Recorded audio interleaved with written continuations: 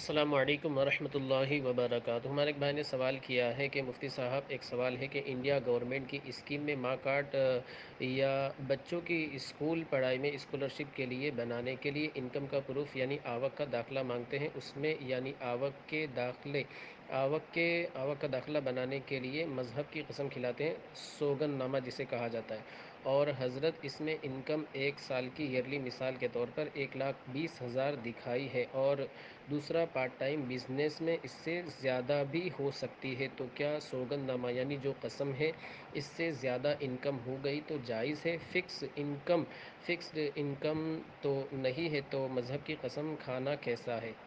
تو اس کا جواب یہ ہے کہ پہلی بات تو آپ یہ یاد رکھیں کہ مذہب کی قسم شریعت میں ہے ہی نہیں، یعنی اگر کوئی شخص مذہب کی قسم کھاتا ہے پھر اس کے خلاف کرتا ہے تو ایسی صورت میں وہ شخص حانث نہیں ہوگا، یعنی اس شخص کے اوپر قسم کا کفارہ دینا ضروری ہے، ایسا نہیں ہوگا، اس لیے کہ شریعت میں صرف اور صرف اللہ کی قسم ہے اور قرآن عظیم کی قسم کا اعتبار ہے، یعنی کوئی شخص اگر اللہ کی قسم کھاتا ہے یا قرآن عظیم کی قسم کھاتا ہے یا اللہ کی کسی صفت کی قسم کھاتا ہے اور پھر اس کے خلاف کرتا ہے، تو ایسی صورت میں پھر اگر اس کے خلاف کرتا ہے، قسم کو توڑ دیتا ہے تو وہ حانث ہو جائے گا، اور پھر قسم کا جو کفارہ ہے وہ اسے ادا کرنا ضروری ہے۔ اس کے علاوہ کائنات میں کوئی بھی چیز ہے جس کی اگر وہ قسم کھا لیتا ہے تو ایسی صورت میں اس کے خلاف کرنے سے یعنی قسم توڑنے کی وجہ سے اس شخص کے اوپر قسم کا کفارہ ضروری نہیں ہے۔ صورت مسئولہ میں یہاں پر مذہب کی قسم کھلائی جا رہی ہے، اگر اس کے خلاف بھی ہو جاتا ہے تو کوئی حرج نہیں ہے۔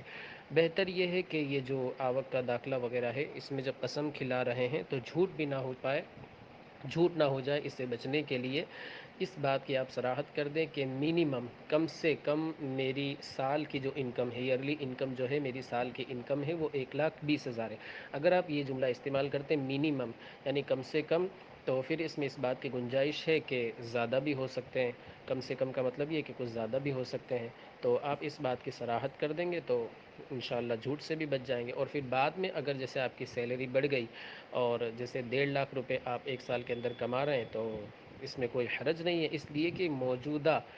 جو آپ کی صورت حال ہے اس کے تعلق سے آپ قسم کھا رہے ہیں، اور ویسے اگر قسم کھا بھی رہے ہیں تو اس کے توڑنے کی وجہ سے، اس کے خلاف ہونے کی وجہ سے آپ پر قسم کا کفارہ لازم نہیں ہوگا۔ واللہ تعالی اعلم۔